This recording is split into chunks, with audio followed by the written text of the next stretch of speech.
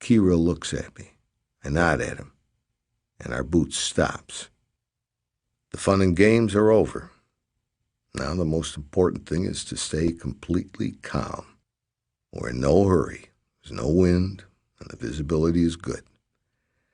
Over there's the ditch where the slug kicked the bucket. You can make out something colorful in there, maybe some clothes of his. He was a lousy guy, rest his soul. Greedy, stupid, and dirty. That's the only kind that gets mixed up with the vulture. Those the vulture Burbridge spots a mile away and gets his claws into. Although, to be fair, the zone doesn't give a damn who the good guys and who the bad guys are. And it turns out we got to thank you, Slug. You were an idiot, and no one even remembers your real name, but you did show us smarter folks where not to go. Okay. Best thing, of course, would be to get to the pavement.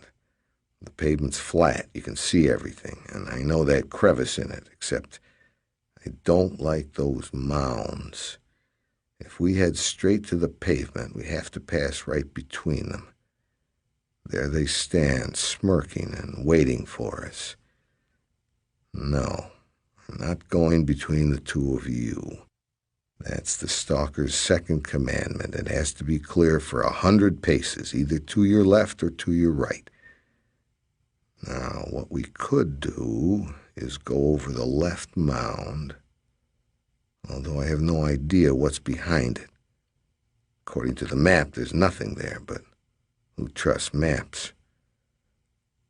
Listen, Red, whispers Kirill. Let's jump, eh? 50 feet up and then right back down. And there we'll be at the garage, eh?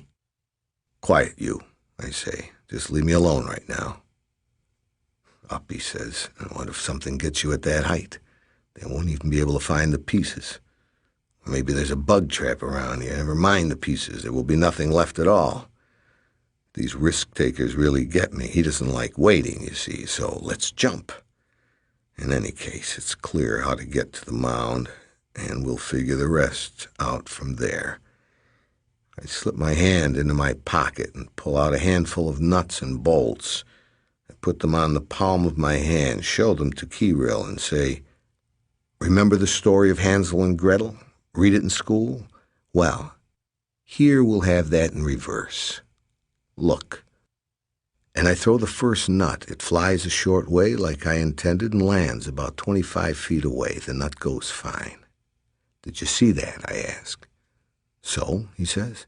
"Don't so me. I'm asking you, did you see that?" "Yeah, I did." "Now, take our boot over to that nut at low speed and stop 6 feet in front of it. Got it?" "Got it." "You looking for graviconcentrates?" "Never you mind what I'm looking for. Give me a second. I want to throw another one. Watch where it falls, then don't take your eyes off it." I throw another nut. Naturally, this one also goes fine and lands just ahead of the first one. "Go ahead," I say. He starts the boot. His face has become completely calm. You can see he's figured everything out. They're all like that, the eggheads. The most important thing for them is to come up with a name. Until he comes up with one, you feel really sorry for him. He looks so lost. But when he finds a label like graviconcentrate, he thinks he's figured it all out and perks right up. We pass the first nut, then the second and third. Tender keeps sighing, shifting from one foot to the other and yawning nervously with a slight whimper. He's suffering, the poor guy. "It's all right. This will probably do him good. He'll take 10 pounds off today. This is better than any diet."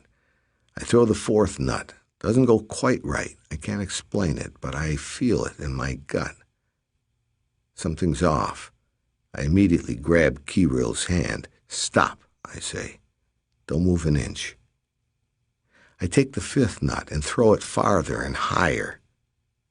There it is, the bug trap.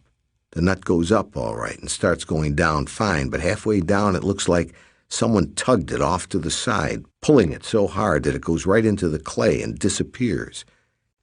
"Ever see that?" I whisper. "Only in the movies," he says, straining forward so far he almost falls off the boot. Throw one more, eh? Jesus, one more. As if one would be enough, Lord, these scientists. Anyway, I throw out 8 more nuts until I figure out the shape of the trap. To be honest, I could have managed with 7, but I throw one especially for him, right into the center, so he can properly admire his graviconcentrate. It smashes into the clay as if it were a 10-pound weight instead of a nut, then goes right out of sight, leaving only a hole in the ground. He even grunts with pleasure. All right, I say, we've had our fun, but that's enough.